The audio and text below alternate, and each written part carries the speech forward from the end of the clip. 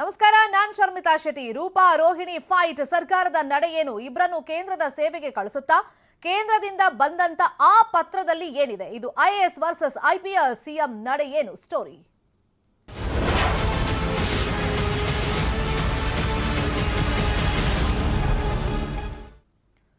ರಾಜ್ಯದಲ್ಲಿ ಇಬ್ರು ಮಹಿಳಾ ಅಧಿಕಾರಿಗಳು, ಒಬ್ರು ಐಎಎಸ್ ಮತ್ತೊಬ್ರು ಐಪಿಎಸ್ ಕಿತ್ತಾಟವನ್ನ ನಡೆಸ್ತಾ ಇದ್ದಾರೆ. ಹಾದಿ ಬೀದಿ ರಂಪಾಟವನ್ನ ಮಾಡ್ಕೊಂಡಿದ್ದಾರೆ. ಈಗ ಸರ್ಕಾರ ಇದಕ್ಕೆ ಪರಿಹಾರ ಏನು ಕೊಡುತ್ತೆ? ಇಬ್ಬರ ಕ್ಯಾಟ್ ಫೈಟ್ಗೆ ಸರ್ಕಾರದ ಮುಂದೆ ಆಪ್ಷನ್ಸ್ ಇದೆ. ಇನ್ನು ಕೇಂದ್ರದಿಂದ ಬಂದಂತ ಪತ್ರದಲ್ಲಿ ಪರಿಹಾರ ಇದೆಯಾ? ಆ ಪರಿಹಾರದ ಕ್ರಮಗಳನ್ನ ಸರ್ಕಾರ ಇಲ್ಲಿ ಅಳವಡಿಸಿಕೊಳ್ಳುತ್ತಾ? ಸರ್ಕಾರದ ಮುಂದಿನ ನಡೆಗೇನು? ಆ ಪತ್ರದಲ್ಲಿ ಇರೋದೇನು? ಇಂಚಿಂಚು ಮಾಹಿತಿಯನ್ನ ನ್ಯೂಸ್ 18 ಕೊಡ್ತಾ ಹೋಗುತ್ತೆ.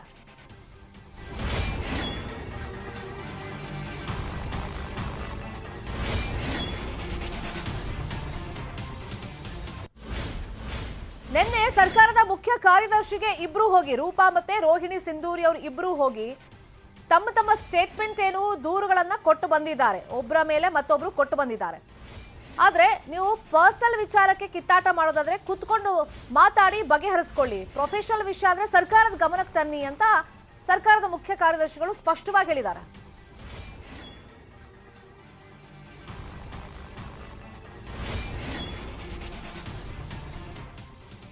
ಇದೇ ವಿಚಾರವಾಗಿ ಇನ್ನಷ್ಟು ಡೀಟೇಲ್ ಆಗಿ ಇನ್ಫಾರ್ಮೇಶನ್ ಅನ್ನ ಕೊಡೋದಕ್ಕೆ ನಮ್ಮ ಇಬ್ಬರು ರಿಪೋರ್ಟರ್ಸ್ ನೇರ ಸಂಪರ್ಕದಲ್ಲಿ ಜಾಯಿನ್ ಆಗಿದ್ದಾರೆ. ಒಬ್ರು ಮುನಿರಾಜು, ಹಾಗೇನೆ ಮತ್ತೊಬ್ರು ಮಂಜುನಾಥ್. ಇಬ್ಬರ ಹತ್ರನೂ ಡೀಟೇಲ್ಸ್ ಕಲೆಕ್ಟ್ ಮಾಡ್ಕೊಂಡು ಹೋಗ್ತೀನಿ. ಅದಕ್ಕೂ ಮುಂಚಿತವಾಗಿ ಇದೇ ವಿಷಯವಾಗಿ ಮತ್ತೊಂದು ಬ್ರೇಕಿಂಗ್ ನ್ಯೂಸ್ ಇದೆ. ಐಪಿಎಸ್ ಐಎಎಸ್ ಅಧಿಕಾರಿಗಳ ಜಟಾಪಟಿಗೆ ಬ್ರೇಕ್ ಬೀಳುತ್ತಾ? ಹಾಗಾದ್ರೆ ಅಧಿಕಾರಿಗಳ ವರ್ತನೆ ಬಗ್ಗೆ ಸರ್ಕಾರ ಕ್ರಮವನ್ನ ಕೈಗೊಳ್ಳುತ್ತಾ? ಐಪಿಎಸ್ ರೂಪಾ, ಐಎಎಸ್ ರೋಹಿಣಿ ವಿರುದ್ಧ ಸರ್ಕಾರದ ಕ್ರಮ ಏನು? ಹಾಗಾದ್ರೆ ಇಬ್ರು ಇಷ್ಟೊಂದೆಲ್ಲ ಹಾದಿರಂಪ ಬೀದಿರಂಪ ಮಾಡ್ತಾ ಇದ್ದಾರೆ. ಸರ್ಕಾರ ಏನು ಮಾಡ್ತಾ ಇದೆ ಅಂತ ಹೇಳಿ ವಿಪಕ್ಷದವರು ಪ್ರಶ್ನೆ ಮಾಡ್ತಾ ಇದ್ರು. ಮತ್ತೆ ಮಾಧ್ಯಮದಲ್ಲಿ, ಸೋಷಿಯಲ್ ಮೀಡಿಯಾದಲ್ಲಿ ಇದೇ ಸುದ್ದಿ ಕಳೆದ 2-3 ದಿನಗಳಿಂದ ಇರೋದ್ರಿಂದ ಜನಸಾಮಾನ್ಯರು ಇದರ ಬಗ್ಗೆ ಪ್ರಶ್ನೆ ಕೇಳ್ತಾ ಇದ್ರು. ಸರ್ಕಾರ ಯಾಕೆ ಕಡಿವಾಣ ಹಾಕ್ತಾ ಇಲ್ಲ? ಇವರಿಬ್ರು ಇಷ್ಟೊಂದು ಜಗಳ ಮಾಡ್ಕೊಳ್ತಾ ಇದ್ರು, ಜಡೆ ಜಗಳ ಅಂತೆಲ್ಲ ಸೋಷಿಯಲ್ ಮೀಡಿಯಾದಲ್ಲಿ ಟ್ರೆಂಡಿಂಗ್ ನಲ್ಲಿದೆ. ಇಬ್ಬರ ಕಿತ್ತಾಟಕ್ಕೆ ಬ್ರೇಕ್ ಹಾಕೋದಕ್ಕೆ ಸರ್ಕಾರ ಒಂದು ಪ್ಲಾನ್ ಅನ್ನ ಮಾಡಿದೆ. ಬೆಣ್ಣೆಯಿಂದ ಕೂದಲು ತೆಗೆದಂತೆ ಸರ್ಕಾರ ನಿರ್ಧಾರವನ್ನ ಮಾಡಬಹುದು. ರಾಜ್ಯ ಸರ್ಕಾರದ ಎದುರು ಪ್ರಮುಖವಾಗಿ 5 ಮಾರ್ಗೋಪಾಯಗಳು ಇದೆ.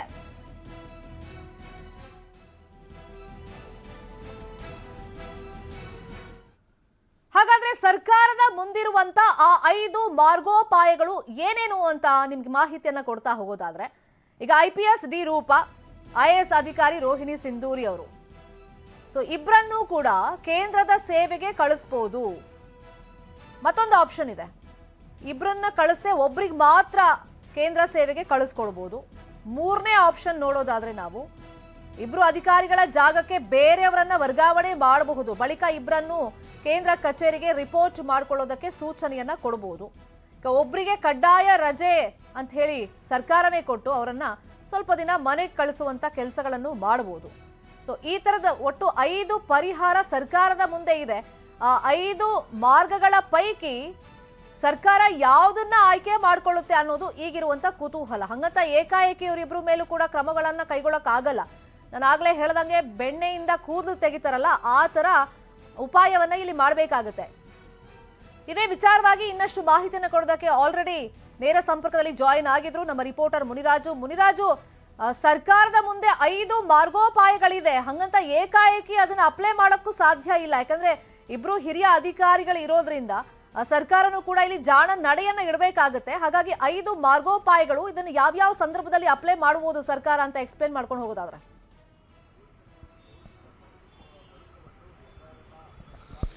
ಶರ್ಮಿತಾ, ಈಗಾಗಲೇ ಇಬ್ಬರು ಅಧಿಕಾರಿಗಳು ಒಂದು ಫೇಸ್ಬುಕ್ ನಲ್ಲಿ ಮತ್ತೆ ಒಂದು ಬೇರೆ ಬೇರೆ ಒಂದು ಮಾಧ್ಯಮಗಳ ಮುಖಾಂತರವಾಗಿ ಹೇಳಿಕೆಯನ್ನು ಕೊಡ್ತಾ ಇದ್ದಾರೆ. ಮತ್ತೆ ಇದರಿಂದ ಸರ್ಕಾರಕ್ಕೂ ಸಹ ಒಂದು ಕಡೆ ಮುಜುಗರ ಉಂಟಾಗ್ತಿರುವಂತದ್ದು. ಮತ್ತೆ ಸಾಮಾಜಿಕ ಜಾಲತಾಣದಲ್ಲಿ ಇಬ್ಬರು ಅಧಿಕಾರಿಗಳ ಈ ಒಂದು ಸಮರದ ಬಗ್ಗೆ ಚರ್ಚೆ ನಡೀತಾ ಇದೆ. ಅದರಿಂದ ಈಗ ಸರ್ಕಾರ ಈ ಒಂದು ಇಬ್ಬರು ಅಧಿಕಾರಿಗಳ ಮೇಲೆ ಒಂದು ಕ್ರಮ ಕೈಗೊಳ್ಳುತ್ತಾ ಅನ್ನೋ ಒಂದು ಪ್ರಶ್ನೆ ಈಗ ಉಂಟಾಗ್ತಾ ಇರುತ್ತದೆ. ಮತ್ತೆ ಈ ಬಗ್ಗೆ ಈಗಾಗಲೇ ಸರ್ಕಾರದ ಮುಂದೆ ಸುಮಾರು ಒಂದು 5 ಮಾರ್ಗೋಪಾಯಗಳು ಇದಾವೆ.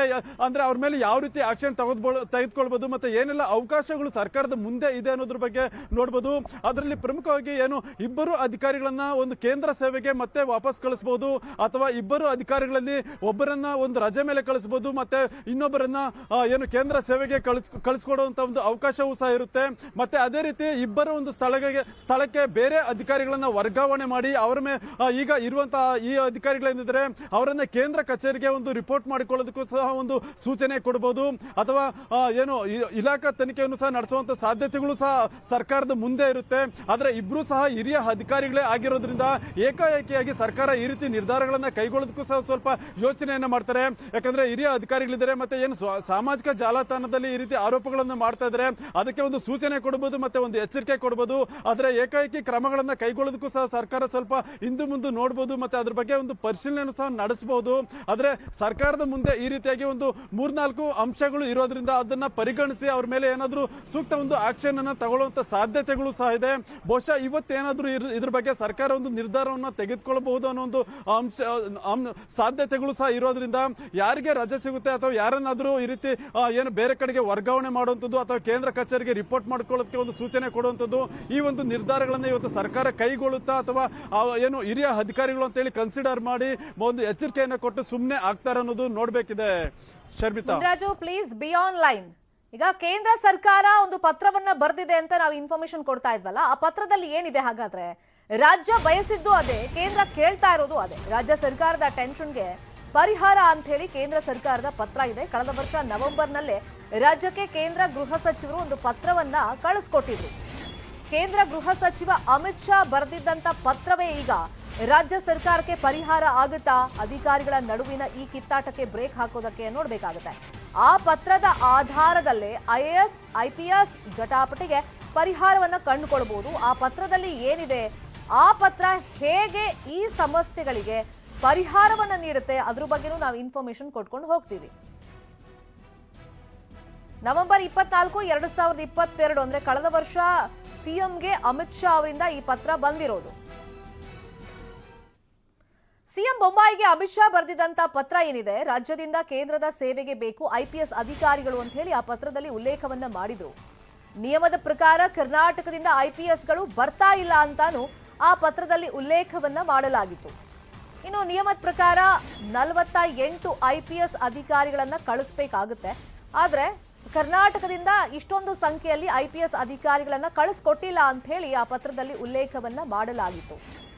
ಈಗ ಕರ್ನಾಟಕದಿಂದ 48 IPS ಆಫೀಸರ್ಸ್ ಕಳಿಸ್ಕೊಡ್ಬೇಕಾಗುತ್ತೆ ಕೇಂದ್ರದ ಸೇವೆಗೆ. ಕರ್ನಾಟಕದಿಂದ ಡೆಪ್ಯೂಟ್ ಆಗಿರೋದು ಕೇವಲ 13 ಅಂತ ಕಳೆದ ನವೆಂಬರ್ನಲ್ಲಿ ಆ ಪತ್ರದಲ್ಲಿ ಉಲ್ಲೇಖ ಮಾಡಿದ್ರು. ಕೇಂದ್ರದ ಸೇವೆಗೆ ಅಗತ್ಯ ಸಂಖ್ಯೆಯ ಅಧಿಕಾರಿಗಳನ್ನ ಕಳಿಸ್ಕೊಡಿ ಅಂತಾನು ಪತ್ರದಲ್ಲಿ ಬರೆದಿದ್ರು. ಅಮಿತ್ ಶಾ ನವೆಂಬರ್ನಲ್ಲಿ ಬರೆದಂತ ಪತ್ರದ ಪ್ರಕಾರ ಇನ್ನೂ 35 ಹಿರಿಯ IPS ಅಧಿಕಾರಿಗಳನ್ನ ಕೇಂದ್ರದ ಸೇವೆಗೆ ನಿಯೋಜನೆ ಮಾಡಬೇಕಾಗುತ್ತೆ ನಮ್ಮ ರಾಜ್ಯದಿಂದ, ಕರ್ನಾಟಕದಿಂದ. ಇದನ್ನೇ ಆಧಾರವಾಗಿ ಇಟ್ಕೊಂಡು IPS ಅಧಿಕಾರಿ ಡಿ ರೂಪಾ ಅವರನ್ನ ರಾಜ್ಯ ಸರ್ಕಾರ ಕೇಂದ್ರದ ಸೇವೆಗೆ ರವಾನಿಸುವಂತ ಸಾಧ್ಯತೆಗಳು ಇದೆ.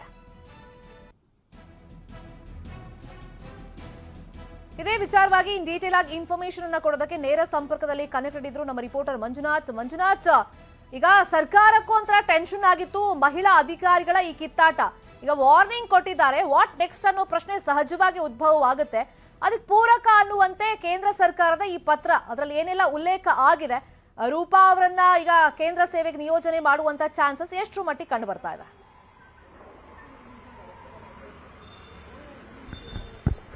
ಶರ್ಮಿತಾ, ಖಂಡಿತವಾಗ್ಲೂ ರಾಜ್ಯದಲ್ಲಿ IPS ಅಧಿಕಾರಿಗಳು ಸೆಂಟ್ರಲ್ ಡಿಪ್ಯೂಟ್ ಆಗ್ಲೇಬೇಕಾಗಿರ್ತಕ್ಕಂಥದ್ದು. ಯಾಕೆಂತ ಹೇಳಿದ್ರೆ ಅವರು ಸ್ಥಾನಕ್ಕೆ IPS ಸ್ಥಾನಕ್ಕೆ ಹಾಜರಾಗಬೇಕಾದ್ರೇನೆ ಅಂದ್ರೆ ತವರು ಮನೆಯಿಂದ ಅಂದ್ರೆ ಕರ್ನಾಟಕ ರಾಜ್ಯದಲ್ಲಿ IPS ಅಧಿಕಾರಿ ಕೇಡರ್ಗಳು ಯಾರು ಸೆಲೆಕ್ಟ್ ಆಗ್ತಾರೋ ಅವರು ಸೆಂಟ್ರಲ್ಲೂ ಕೂಡ ಡಿಪ್ಯೂಟ್ ಮಾಡಲೇಬೇಕು. ಯಾಕೆಂತ ಹೇಳಿದ್ರೆ ಕೇಂದ್ರ ಆಡಳಿತದಲ್ಲೂ ಕೂಡ ಒಂದಷ್ಟು ಕೆಲವು ವರ್ಷಗಳ ಕಾಲ ಅವರು ಸೇವೆಯನ್ನು ಸಲ್ಲಿಸಬೇಕಾಗಿರ್ತಕ್ಕಂಥದ್ದು. ಕೇವಲ IPS ಅಧಿಕಾರಿಗಳೆಲ್ಲ IAS ಅಧಿಕಾರಿಗಳು ಕೂಡ ಈ ಕಾನೂನು ಅನ್ವಯಿಸುತ್ತಿರ್ತಕ್ಕಂಥದ್ದು.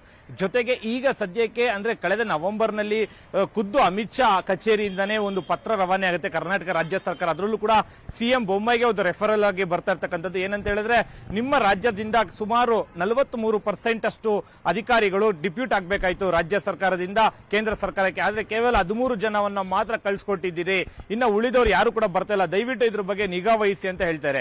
ಜೊತೆಗೆ ನಿನ್ನೆ ಏನೊಂದು IPS ಅಧಿಕಾರಿ ಹಾಗೂ IAS ಅಧಿಕಾರಿ ನಡುವೆ ಸಾಕಷ್ಟೊಂದು ಜಟಾಪಟಿ ಆಗ್ತಾ ಇತ್ತು. ಇದರ ಬೆನ್ನಲ್ಲೇ ಅಂದ್ರೆ ಒಂದು ವೇಳೆ ರೋಹಿಣಿ ಸಿಂಧೂರಿ ಅಲ್ಲದೆ ಆದ್ರೂ ಕೂಡ ಅಲ್ಲಿಗೆ ಅಂದ್ರೆ ಸೆಂಟ್ರಲ್ ರೇಂಜ್ಗೆ ಏನಾದ್ರು ಕಳಿಸ್ತಾರ ಅನ್ನೋದು ಕೂಡ ಸಾಕಷ್ಟು ಒಂದು ಚರ್ಚೆ ಆಗ್ತಾ ಇರ್ತಕ್ಕಂಥದ್ದು. ಸದ್ಯಕ್ಕೆ ಈಗಿನ ಒಂದು ವ್ಯವಸ್ಥೆಯಲ್ಲಿ ಸದ್ಯಕ್ಕೆ ಬೊಮ್ಮಾಯಿ ಅವರು ಏನಾದ್ರು ಈ ಈಗ ರೀತಿ ಅಮಿತ್ ಶಾ ಅವರು ಕಳೆದ ನವೆಂಬರ್ನಲ್ಲಿ ಬರೆದಂತ ಪತ್ರದ ಪ್ರಕಾರ ಇನ್ನೂ 35 ಹಿರಿಯ IPS ಅಧಿಕಾರಿಗಳನ್ನ ಕೇಂದ್ರದ ಸೇವೆಗೆ ಕಳಿಸ್ಕೊಡಿ ಅಂತ ಉಲ್ಲೇಖ ಮಾಡಿದ್ರು. ಅಂದ್ರೆ ಈ ಪ್ರಕ್ರಿಯೆಗಳು ಮೊದಲೇ ಆರಂಭ ಏನಾದ್ರೂ ಆಗಿತ್ತಾ ಆ ಪತ್ರಕ್ಕೆ ಉತ್ತರವನ್ನ ಕೊಡಬೇಕು ಅಂತ ಹೇಳಿ? ಆ ಮಧ್ಯದಲ್ಲೇ ಈಗ ಮಹಿಳಾ ಅಧಿಕಾರಿಗಳ ಕಿತ್ತಾಟ ಆಗಿರೋದ್ರಿಂದ ರೂಪಾ ಹೆಸರು ಅದ್ರಲ್ಲಿ ಇನ್ಕ್ಲೂಡ್ ಆಗುತ್ತಾ?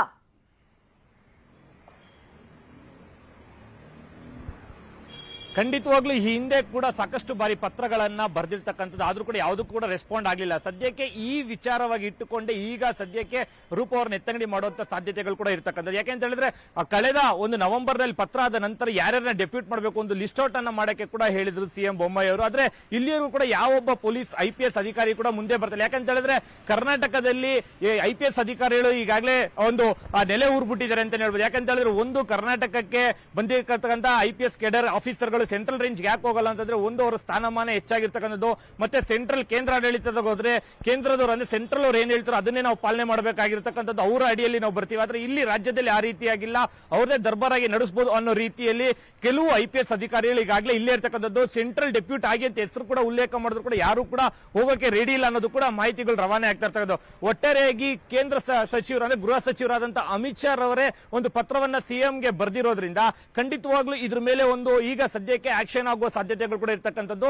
ಲಿಸ್ಟ್ ಔಟ್ ಮಾಡಿರ್ತಕ್ಕಂಥ IPS ಅಧಿಕಾರಿಗಳನ್ನು ಖಂಡಿತವಾಗ್ಲೂ ಅವರ ಸೆಂಟ್ರಲ್ ಡೆಪ್ಯೂಟೇಟ್, ಯಾಕಂದ್ರೆ ಸೀನಿಯರ್ಸ್ IPS ಆಫೀಸರ್ಸ್ ಏನಿದ್ದಾರೆ ರಾಜ್ಯದಲ್ಲಿ ಈ ಹಿಂದೆ ಡೆಪ್ಯೂಟ್ ಆಗಿ ವಾಪಸ್ ಬಂದಿರೋರನ್ನ ಬಿಟ್ಟು ಅಂದ್ರೆ ಸೆಂಟ್ರಲ್ ಕೇಂದ್ರ ವಲಯಕ್ಕೆ ಹೋಗಿ ವಾಪಸ್ ಬಂದಿರೋರನ್ನ ಬಿಟ್ಟು ಇನ್ನು ಉಳಿದ IPS ಅಧಿಕಾರಿಗಳನ್ನ ಕರ್ನಾಟಕ ರಾಜ್ಯದಿಂದ ಸೆಂಟ್ರಲ್ ಡೆಪ್ಯೂಟ್ ಮಾಡೋದಕ್ಕೆ ಸಿದ್ಧತೆ ಕೂಡ ಮಾಡ್ಕೊಂಡಿರ್ತಕ್ಕಂಥದ್ದು. ಅದರಲ್ಲೂ ಕೂಡ ರಾಜ್ಯ ಸರ್ಕಾರ ಮುಖ್ಯ ಕಾರ್ಯದರ್ಶಿ ನೇತೃತ್ವದಲ್ಲೇ ಈ ಒಂದು ಕಂಪ್ಲೀಟ್ ಆಗಿ ವ್ಯವಸ್ಥೆಯನ್ನ ಮಾಡ್ಕೊಳ್ಳಾಗ್ತಾ ಇರ್ತಕ್ಕಂಥದ್ದು. Sharmita, fine, thank you Manjunath, thank you Muniraju ತಮ್ಮೆಲ್ಲ ಇನ್ಫಾರ್ಮೇಶನ್ಗೆ. ಇನ್ನು IPS ಹಾಗೆ IAS ಅಧಿಕಾರಿಗಳ ಕಿತ್ತಾಟಕ್ಕೆ ಬ್ರೇಕ್ ಹಾಕುವಂತ ಪ್ರಯತ್ನಗಳ ಆಗಿದೆ. ಇಬ್ಬರಿಗೂ ಸರ್ಕಾರದ ಅಧೀನ ಕಾರ್ಯದರ್ಶಿಯಿಂದ ನಿರ್ದೇಶನವನ್ನ ನೀಡಲಾಗಿದೆ. ಇನ್ನೊಬ್ಬ ಸರ್ಕಾರಿ ಅಧಿಕಾರಿಯ ವಿರುದ್ಧ ಆರೋಪಕ್ಕೆ ಮಾಧ್ಯಮವನ್ನ ಯಾಕೆ ಬಳಕೆ ಮಾಡ್ಕೊಂಡಿದ್ದೀರಿ, ನಿಮ್ಗೇನಾದ್ರೂ ಆರೋಪ ಮಾಡಬೇಕು ಅಥವಾ ಅಸಮಾಧಾನಗಳು ಇದ್ದಂತ ಸಂದರ್ಭದಲ್ಲಿ ಅದಕ್ಕೆ ಬೇರೆ ರೀತಿಯದ್ದೇ ವೇದಿಕೆಗಳಿದೆ, ಸೂಕ್ತ ವೇದಿಕೆ ಇರುತ್ತೆ. ಆದ್ರೆ ಅದನ್ನು ಬಿಟ್ಟು ನೀವು ಮಾಧ್ಯಮದ ಮುಂದೆ ಹೋಗೋದು, ಸೋಷಿಯಲ್ ಮೀಡಿಯಾದಲ್ಲಿ ಪೋಸ್ಟ್ ಮಾಡೋದು, ಪರಸ್ಪರ ಆರೋಪ ಪ್ರತ್ಯಾರೋಪಗಳನ್ನ ಮಾಡೋದು, ಇದೆಲ್ಲ ಸರಿಯಲ್ಲ. ಇಂಥ ವರ್ತನೆ ರಾಜ್ಯ ಸರ್ಕಾರಕ್ಕೆ ಮುಜುಗರವನ್ನ ತರಿಸುತ್ತೆ. ಇಂಥ ವಿಷಯಗಳಿಗೆ ಮಾಧ್ಯಮದ ಎದುರು ನೀವು ಹೋಗಬೇಡಿ,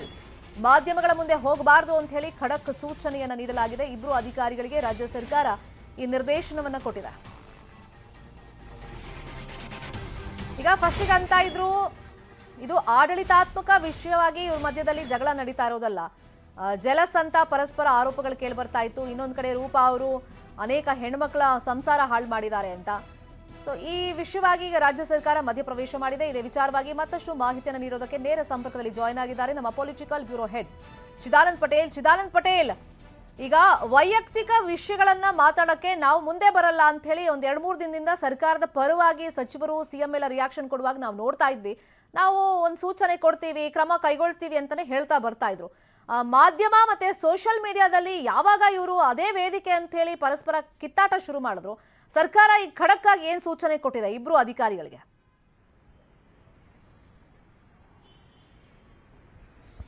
ಶರ್ಮಿತಾ ಶೆಟ್ಟಿ, ಒಂದು ಸರ್ಕಾರ ತನ್ನ ಅಧಿಕಾರಿಗಳನ್ನ ಯಾವ ರೀತಿ ಹಿಡಿತದಲ್ಲಿ ಇಟ್ಕೊಂಡಿದೆ ಮತ್ತು ಅನ್ನೋದಕ್ಕೆ ಈ ಇಬ್ಬರು IAS ಮತ್ತು IPS ಮಹಿಳಾ ಅಧಿಕಾರಿಗಳ ಕಿತ್ತಾಟವೇ ಮತ್ತು ರಂಪಾಟವೇ ಮತ್ತು ಬೀದಿ ಜಗಳವೇ ಸಾಕ್ಷಿ. ಹಾಗಾಗಿ ಸರ್ಕಾರದ ಗುಡ್ ಗವರ್ನೆನ್ಸ್ ಇದೆಯಾ ಬ್ಯಾಡ್ ಗವರ್ನೆನ್ಸ್ ಇದೆಯಾ ಅಂತೇಳಿ ಸರ್ಕಾರಕ್ಕೆ ಇದು ಎಲ್ಲ ಒಂದು ಕಡೆ ಇದರ ಒಂದು ಜನರಿಗೆ ಸಾರ್ವಜನಿಕವಾಗಿ ತಿಳಿದಿರುವಂತಹ ವಿಚಾರ. ಹೀಗಾಗಿ ನಿನ್ನೆ ನಡೆದಂತಹ ಸಚಿವ ಸಂಪುಟ ಸಭೆಯಲ್ಲಿ ಕೂಡ ಹಲವಾರು ಸಚಿವರುಗಳು ಕೂಡ ಮುಖ್ಯಮಂತ್ರಿ ಬಸವರಾಜ ಬೊಮ್ಮಾಯಿ ಅವರಿಗೆ ಇಬ್ಬರು ಅಧಿಕಾರಿಗಳಿಗೆ ಕಡ್ಡಾಯ ರಜೆಯನ್ನು ಕೊಡಿ ಅಥವಾ ಅವರಿಬ್ಬರನ್ನು ಸಸ್ಪೆಂಡ್ ಮಾಡಿ ಅಂತೇಳಿ ಒಕ್ಕೂರಿನ ಏನು ಬೇಡಿಕೆಯನ್ನು ಇಟ್ಟರು ಮತ್ತು ಆಗ್ರಹವನ್ನು ಕೂಡ ಮಾಡಿದರು. ಇದರ ಬೆನ್ನಲ್ಲೇ ಇದೀಗ ಎಲ್ಲ ಒಂದು ಕಡೆ ಮುಖ್ಯ ಕಾರ್ಯದರ್ಶಿ ಕೂಡ ಇಬ್ಬರು ಅಧಿಕಾರಿಗಳ ಜೊತೆ ಮಾತುಕತೆಯನ್ನು ನಡೆಸಿರುವಂತದ್ದು ಮತ್ತು ಇಬ್ಬರು ಅಧಿಕಾರಿಗಳಿಗೆ ನಿನ್ನೆ ಅಷ್ಟೇ ವಾರ್ನಿಂಗ್ ಮಾಡಿರುವಂತದ್ದು. ಈ ಎಲ್ಲದರ ನಡುವೆ ಕೂಡ ಎಲ್ಲೊಂದು ಕಡೆ ಸಾರ್ವಜನಿಕವಾಗಿ ಎಲ್ಲೊಂದು ಕಡೆ ಸರ್ಕಾರದ ಮಾನ ಈ ಅಧಿಕಾರಿಗಳಿಂದ ಎಲ್ಲೊಂದು ಕಡೆ ಬೀದಿಗೆ ಬಂದಿರುವ ಕಾರಣಕ್ಕಾಗಿ ಅನಿವಾರ್ಯವಾಗಿ ಸಿಬ್ಬಂದಿ ಮತ್ತು ಆಡಳಿತ ಸುಧಾರಣೆ ಇಲಾಖೆಯ ಅಧೀನ ಕಾರ್ಯದರ್ಶಿ ಆಗಿರ್ತಕ್ಕಂಥ ಜೇಮ್ಸ್ ತಾರಕನ್ ಇದೀಗ ಇಬ್ಬರು ಅಧಿಕಾರಿಗಳಿಗೆ ರೋಹಿಣಿ ಸಿಂಧೂರಿ ಮತ್ತು ಡಿ ರೂಪಾ ಮೋದ್ಗಿಲ್ ರವರಿಗೆ ನೋಟಿಸ್ ಅನ್ನ ಜಾರಿ ಮಾಡಿರುವಂತದ್ದು. ಈ ನೋಟಿಸು ಪ್ರಮುಖವಾಗಿ ಇದು ಭಾರತೀಯ ನಾಗರಿಕ ಸೇವೆಗಳ ಏನು ನೀತಿ ಮತ್ತು ನಿಯಮಗಳನ್ನ ಉಲ್ಲಂಘನೆ ಮಾಡಿರುವಂತದ್ದು. ಹಾಗಾಗಿ ತಮ್ಮ ಯಾವುದೇ ಆರೋಪಗಳಿದ್ರು ಕೂಡ ಈ ಆರೋಪಗಳನ್ನು ಕೇಳಲೇ ಸಕ್ಷಮ ಪ್ರಾಧಿಕಾರ ಇದೆ. ಆ ಸಕ್ಷಮ ಪ್ರಾಧಿಕಾರದಲ್ಲಿ ತಮ್ಮ ಆರೋಪವನ್ನ ಮಂಡಿಸಬಹುದು, ತಮ್ಮ ಆರೋಪವನ್ನ ಅಥವಾ ದೂರನ್ನ ಸಲ್ಲಿಸಬಹುದು. ಆದರೆ ನೀವಿಬ್ಬರು ಕೂಡ ಬೀದಿಯಲ್ಲಿ ಜಗಳ ಮಾಡುವಂತದ್ದು, ಪರಸ್ಪರ ಮಾಧ್ಯಮಗಳಲ್ಲಿ ಹೇಳಿಕೆಗಳನ್ನ ಕೊಡುವಂತದ್ದು, ಇದು ಎಲ್ಲೊಂದು ಕಡೆ ಸರ್ಕಾರಕ್ಕೆ ಮುಜುಗರ ಆಗಿದೆ ಎಂಬ ಪತ್ರದಲ್ಲಿ ಉಲ್ಲೇಖ ಮಾಡಿರುವಂತದ್ದು. ಅಂದ್ರೆ ಸರ್ಕಾರಕ್ಕೆ ಕಂಪ್ಲೀಟ್ ಆಗಿ ಈ ಇಬ್ಬರ ಜಗಳ ಮುಜುಗರ ಆಗಿರುವಂತದ್ದು ಇಲ್ಲಿ ಸಾಕ್ಷಿ ಸಮೇತ ಹೇಳಿರುವಂತದ್ದು. ಜೊತೆಗೆ ಇನ್ನು ಮುಂದೆ ಯಾವುದೇ ಕಾರಣ ಕೂಡ ಮಾಧ್ಯಮ ಮುಂದೆ ನೀವು ಹೇಳಿಕೆಗಳನ್ನ ಕೊಡಬಾರದು, ಯಾರು ಕೂಡ ಬಹಿರಂಗ ಹೇಳಿಕೆಯನ್ನು ಕೊಡಬಾರದು ಅಂತ ಇಬ್ಬರು ಅಧಿಕಾರಿಗಳಿಗೆ ಖಡಕ್ ವಾರ್ನಿಂಗ್ ಏನು ಸೂಚನೆಯನ್ನು ಕೊಟ್ಟಿರುವಂತದ್ದು. ಮತ್ತು ಇದೊಂದು ನೋಟಿಸ್ ಅಂತ ಹೇಳಿದ್ರು ತಪ್ಪಾಗಲಾರದು. Sharmita, fine, thank you Chidanand Patel. ಈ ಕ್ಷಣದ ಅಪ್ಡೇಟ್ಸ್ಗೆ ವೆಲ್ಕಮ್ ಬ್ಯಾಕ್. ಶಾಸಕ ಯತ್ನಾಳ್ ಪರ ಹೈಕಮಾಂಡ್ ಸಾಫ್ಟ್ ಕಾರ್ನರ್ ಅನ್ನ ತೋರಿಸ್ತಾ ಯತ್ನಾಳ್ ಎಲೆಕ್ಷನ್ ವಿರೋಧಿಗಳಿಗೆ ಚೆಕ್ ಮೇಟ್ ಅನ್ನ ನೀಡಲಾಗಿದೆ. ಯಾವ ತರ ಅಂದ್ರೆ ಈಗ ಯತ್ನಾಳ್ ಗೆಲ್ಸೋಕೆ ಸುಗಮ ಹಾದಿ ಒಂದು ರೆಡಿ ಆದಂತಾಗಿದೆ. ವಿಜಯಪುರದಿಂದ ಇಬ್ರು ಲೀಡರ್ಗಳಿಗೆ ಗೇಟ್ ಪಾಸ್ ನೀಡಲಾಗಿದೆ. Gate pass in the sense ಬೇರೆ ಬೇರೆ ಕ್ಷೇತ್ರಗಳಿಗೆ ಅವರಿಗೆ ಉಸ್ತುವಾರಿಯನ್ನ ಕೊಡೋ ಮುಖಾಂತರ ಯತ್ನಾಳ್ ಗೆಲುವಿನ ಹಾದಿಯನ್ನ ಹೈಕಮಾಂಡ್ ಸುಗಮವಾಗಿ ಮಾಡಿಕೊಟ್ಟು ಯತ್ನಾಳ್ ಪರವಾಗಿ ಸಾಫ್ಟ್ ಕಾರ್ನರ್ ಅನ್ನ ತೋರಿಸಿದೆ ಅನ್ನೋದು ಈ ಮುಖಾಂತರನೇ ಗೊತ್ತಾಗ್ತಾ ಇದೆ. ಟಿಕೆಟ್ ರೇಸ್ ಅಲ್ಲಿದ್ದ ಒಬ್ರು ಬಬಲೇಶ್ವರ ಕ್ಷೇತ್ರಕ್ಕೆ ಸುರೇಶ್ ಬಿರಾದರ್ ಅವರನ್ನ ಉಸ್ತುವಾರಿಯನ್ನಾಗಿ ನೇಮಕ ಮಾಡಲಾಗಿದೆ. ಇನ್ನು ನಾಗ್ಠಾಣ ಕ್ಷೇತ್ರಕ್ಕೆ ಅಪ್ಪ ಸಾಹೇಬ್ ಪಟ್ಟಣಶೆಟ್ಟಿ ಅವರನ್ನ ಉಸ್ತುವಾರಿಯಾಗಿ ನೇಮಕ ಮಾಡಲಾಗಿದೆ. ಅಲ್ಲಿಗೆ ರೇಸ್ ನಲ್ಲಿದ್ದಂತ ಇಬ್ಬರನ್ನು ಎತ್ತಂಗಡಿ ಮಾಡಿ ಯತ್ನಾಳ್ಗೆ ಅನುಕೂಲವನ್ನ ಈಗ ಬಿಜೆಪಿ ಹೈಕಮಾಂಡೇ ಮಾಡಿಕೊಟ್ಟಿದೆ ಅನ್ನೋ ಲೆಕ್ಕಾಚಾರ. ಇದೇ ವಿಚಾರವಾಗಿ ಮತ್ತಷ್ಟು ಮಾಹಿತಿಯನ್ನು ನೀಡೋದಕ್ಕೆ ನೇರ ಸಂಪರ್ಕದಲ್ಲಿ ಜಾಯಿನ್ ಆಗಿದ್ದಾರೆ ನಮ್ಮ ರಿಪೋರ್ಟರ್ ಗುರುರಾಜ್. ಈಗ ಪಕ್ಷ ನಿಷ್ಠೆಯನ್ನ ತೋರಿದ್ರು ಲೋಕಲ್ ಲೀಡರ್ಸ್, ಇನ್ನೊಂದ್ ಕಡೆ ಯತ್ನಾಳ್ ಅವರು ಸ್ವಪಕ್ಷೀಯರ ವಿರುದ್ಧನೇ ಮಾತಾಡಿದ್ರು ಕೂಡ ಕ್ರಮ ಯಾಕಿಲ್ಲ ಅಂತ ಬಿಜೆಪಿ ನಾಯಕರೇ ಪ್ರಶ್ನೆ ಮಾಡುವಂತ ಈ ಹಂತದಲ್ಲಿ ಎಲೆಕ್ಷನ್ ನಲ್ಲಿ ಅವರಿಗೆ ಅನುಕೂಲ ಆಗೋ ನಿಟ್ಟಲ್ಲಿ ಹೈಕಮಾಂಡ್ ಯಾವ ತರ ಸಾಫ್ಟ್ ಕಾರ್ನರ್ ತೋರ್ತು ಹಾಗಾದ್ರೆ? ಶರ್ಮಿತಾ, ಏನಂತಂದ್ರೆ ರಾಜ್ಯ ಬಿಜೆಪಿ ನಾಯಕರು ಯತ್ನಾಳರ ವಿರುದ್ಧ ಸಾಫ್ಟ್ ಕಾರ್ನರ್ ಅನ್ನ ಅನುಸರಿಸ್ತಾ ಇದ್ದಾರಾ ಅನ್ನೋ ಪ್ರಶ್ನೆಗೆ ಈಗ ಪರೋಕ್ಷವಾಗಿ ಒಂದು ಉತ್ತರ ಸಿಕ್ಕಂತಾಗಿರುವಂತದ್ದು. ಯತ್ನಾಳ್ ಅವರ ಜೊತೆಗೆ ವಿಜಯಪುರ ನಗರಕ್ಕೆ ಟಿಕೆಟ್ ಆಕಾಂಕ್ಷಿ ಮತ್ತೆ ಪ್ರಬಲ ಅಭ್ಯರ್ಥಿಗಳಾಗಿದ್ದಂತಹ ಸುರೇಶ್ ಬಿರಾದರ್ ಆಗಿರ್ಬೋದು, ಮತ್ತೆ ಮಾಜಿ ಸಚಿವರಾಗಿದ್ದಂತಹ ಅಪ್ಪ ಸಾಹೇಬ್ ಪಟ್ಟಣಶೆಟ್ಟಿ ಅವರು, ಈ ಇಬ್ಬರನ್ನು ಸಹಿತ ಬೇರೆ ಬೇರೆ ಕ್ಷೇತ್ರಗಳಿಗೆ ಉಸ್ತುವಾರಿಯನ್ನಾಗಿ ನೇಮಕ ಮಾಡಲಾಗಿದೆ. ಈಗ ಉಸ್ತುವಾರಿಯಾಗಿ ನೇಮಕ ಮಾಡಿರೋದ್ರಿಂದಾಗಿ ಪರೋಕ್ಷವಾಗಿ ಅವರು ಕ್ಷೇತ್ರದಲ್ಲಿ ಅಂದ್ರೆ ವಿಜಯಪುರ ನಗರ ಕ್ಷೇತ್ರದಲ್ಲಿ ಸಂಘಟನೆ ಮಾಡೋದಕ್ಕೆ, ತಾವು ಚುನಾವಣೆಗೆ ನಿಂತ್ಕೊಂಡು ಟಿಕೆಟ್ ಕೊಡೋಕೆ ಸಂಘಟನೆ ಮಾಡೋದಕ್ಕೆ ಅಷ್ಟೊಂದು ಪ್ರಮಾಣದಲ್ಲಿ ಅವರಿಗೆ ಪ್ರಭಾವ ಬೀರೋಕೆ ಆಗೋದಿಲ್ಲ. ಆ ರೀತಿಯಾಗಿ ಪರೋಕ್ಷವಾಗಿ ಅವರನ್ನ ಕ್ಷೇತ್ರದಿಂದ ಬೇರೆ ಕ್ಷೇತ್ರಗಳಿಗೆ ಶಿಫ್ಟ್ ಮಾಡಿರೋದ್ರಿಂದಾಗಿ ಪರೋಕ್ಷವಾಗಿ ಒಂದ್ ರೀತಿಯಿಂದ ಯತ್ನಾಳ್ ಅವರಿಗೆ ಸಾಫ್ಟ್ ಕಾರ್ನರ್ನ ರಾಜ್ಯ ಹೈಕಮಾಂಡ್ ತೋರಿಸಿದೆ ಅಂತ ಹೇಳಿ ಒಂದು ಲೆಕ್ಕಕ್ಕೆ ಕಾಣ್ತಿರುವಂತದ್ದು. ಮುಖ್ಯವಾಗಿ ಏನಂತಂದ್ರೆ ಅಪ್ಪ ಸಾಹೇಬ್ ಪಟ್ಟಣಶೆಟ್ಟಿ ಆಗಿರ್ಬೋದು ಮತ್ತೆ ಸುರೇಶ್ ಬಿರಾದರ್ ಅವರು ವಿಜಯಪುರ ನಗರದ ಪ್ರಬಲ ಅಭ್ಯರ್ಥಿಗಳಾಗಿದ್ದರು. ಆದರೆ ಒಬ್ಬರನ್ನ ಬಬಲೇಶ್ವರಕ್ಕೆ ಮತ್ತೊಬ್ಬರನ್ನ ನಾಗ್ಠಾಣಕ್ಕೆ ಆಗಿರೋದ್ರಿಂದಾಗಿ ಯತ್ನಾಳ್ ಅವರ ವಿರುದ್ಧ ಏನು ಇವರಿಬ್ರು ಚುನಾವಣೆಗೆ ಸ್ಪರ್ಧೆ ಮಾಡ್ಬೇಕು ಅಂತ ಹೇಳಿ ಒಂದು ಪ್ಲಾನ್ ಅನ್ನ ಮಾಡಿದ್ರು. ಅವ್ರಿಗೆ ಇಲ್ಲಿ ಸಂಘಟನೆ ಮಾಡೋಕೆ ಹಿನ್ನಡೆ ಆಗ್ತಿರುವಂತ ಹೇಳಿ ಜಿಲ್ಲಾ ಮಟ್ಟದಲ್ಲಿ ಒಂದು ಅಭಿಪ್ರಾಯ ಕೇಳಿ ಬರ್ತಾ ಇರೋದು. ಮತ್ತೆ ಈ ಇಬ್ಬರು ನಾಯಕರು ಏನು ಉಸ್ತುವಾರಿಯನ್ನ ನೀಡಿದ್ದಾರೆ, ಈ ಇಬ್ಬರು ನಾಯಕರನ್ನ ಪ್ರಶ್ನೆ ಮಾಡಿದ್ರೆ ಅದರಲ್ಲೂ ಮುಖ್ಯವಾಗಿ ಸುರೇಶ್ ಬಿರಾದರ್ ಅವರು ಇದ್ರ ಬಗ್ಗೆ ಒಂದು ಉತ್ತರವನ್ನು ಕೊಟ್ಟರು. ನಮ್ಗೆ ಹೈಕಮಾಂಡ್ ಬೇರೆ ಜವಾಬ್ದಾರಿ ನೀಡಿದೆ ಅಂದ್ರೆ ಅದಕ್ಕೆ ಹಿನ್ನಡೆ ಅಂತಲ್ಲ, ಅದು ಇನ್ನೊಂದು ಹೆಚ್ಚಿನ ಜವಾಬ್ದಾರಿ ನೀಡಿದಂಗೆ ಅಂತ ಹೇಳ್ತಾ ಇರುವಂತದ್ದು. ಆದ್ರೆ ವಾಸ್ತವವಾಗಿ ಏನಂತಂದ್ರೆ ಇಬ್ಬರು ನಾಯಕರನ್ನ ಕ್ಷೇತ್ರ ಬಿಟ್ಟು ಬೇರೆ ಬೇರೆ ಕ್ಷೇತ್ರಗಳಿಗೆ ಉಸ್ತುವಾರಿ ನೇಮಕ ಮಾಡೋದ್ರಿಂದಾಗಿ ಅಲ್ಲಿ ಸಂಘಟನೆಯಲ್ಲಿ ತೊಡಗೊಳ್ಬೇಕಾದ್ರೆ ಅನಿವಾರ್ಯತೆ ಅವ್ರಿಗೆ ಇರೋದ್ರಿಂದ ತಮ್ಮ ಮೂಲ ಕ್ಷೇತ್ರದಲ್ಲಿ ಯಾವ ರೀತಿ ಸಂಘಟನೆ ಮಾಡಬೇಕು ಅನ್ನೋ ಯಕ್ಷ ಪ್ರಶ್ನೆಯಲ್ಲಿ ಅವರು ಇರುವಂತದ್ದು. Sharmita, fine, thank you Gururaj ತಮ್ಮ ಇನ್ಫಾರ್ಮೇಶನ್ಗೆ. Election bench comedy punch, political ಸೈನ್ಸ್ಗೆ ನವರಸದ ಟಚ್. ರಾಜಕಾರಣಿಗಳ ಪ್ರಕಾರ ಅವ್ರು ಮಾಡಿದ್ದೆ ಸರಿ, ಇಂಥದ್ದನ್ನೆಲ್ಲ ಹಾಸ್ಯದ ಬಾಣ್ಲಿಯೊಳಗೆ ಹಾಕೊಂಡು ಹುರಿದು ಬಡಿಸುತ್ತೆ ನಮ್ಮ ಚುನಾವಣಾ ಚುರುಮುರಿ. ನೋಡಿ, ಎಂಜಾಯ್ ಮಾಡಿ.